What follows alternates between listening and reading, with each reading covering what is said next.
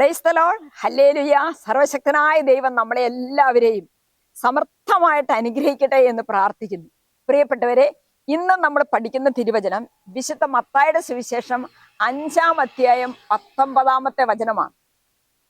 വചനം ഇപ്രകാരമാണ്: ഈ പ്രമാണങ്ങളിൽ ഏറ്റവും നിസ്സാരമായ ഒന്ന് ലംഘിക്കുകയോ ലംഘിക്കാൻ മറ്റുള്ളവരെ പഠിപ്പിക്കുകയോ ചെയ്യുന്നവൻ സ്വർഗരാജ്യത്തിൽ ചെറിയവനെന്ന് വിളിക്കപ്പെടും.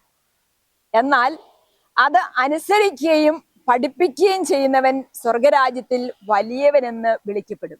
ആമേൻ, ഹല്ലേലൂയ. കണ്ടോ, എത്രയോ ശക്തമായ ഒരു വചനമാണ്.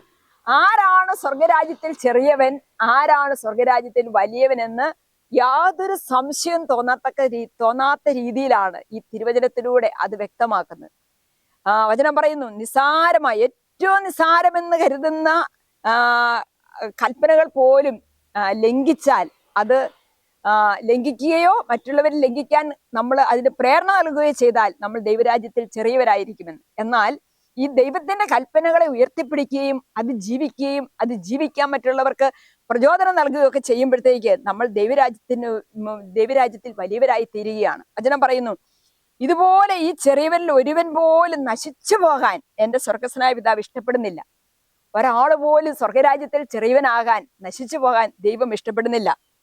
വിശുദ്ധ ലോറൻസ് ഇപ്രകാരം പറയുകയാണ്: ദൈവത്തെ പ്രസാദിപ്പിക്കാൻ നീ ആഗ്രഹിക്കുന്നുവോ എങ്കിൽ മനുഷ്യരക്ഷയ്ക്കായി പ്രയത്നിക്കുവിൻ.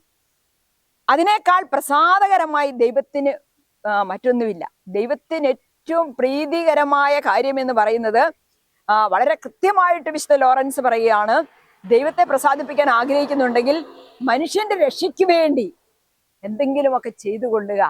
മറ്റൊരാൾ അനുഗ്രഹം പ്രാപിക്കുന്നതിന് വേണ്ടി, മറ്റൊരാൾ ദൈവരാജ്യത്തിൽ എത്തുന്നതിന് വേണ്ടി നിനക്കും എനിക്കും നമുക്കെല്ലാവർക്കും എന്താണോ ചെയ്യാൻ പറ്റുന്നത് അത് ചെയ്തു കൊള്ളുക. അപ്പോൾ ദൈവം നമ്മിൽ സംപ്രീതനാകുമെന്ന്. പ്രിയപ്പെട്ടവരെ, ഈ സത്യം മനസ്സിലാക്കാനും ഇതിനനുസരിച്ച് മുന്നോട്ട് പോകാനും പ്രവർത്തിക്കാനും ദൈവം എന്നെയും നിങ്ങളെ എല്ലാവരെയും ശക്തിപ്പെടുത്തട്ടെ എന്ന് പ്രാർത്ഥിക്കുന്നു. ആമേൻ, ഹല്ലേലൂയ.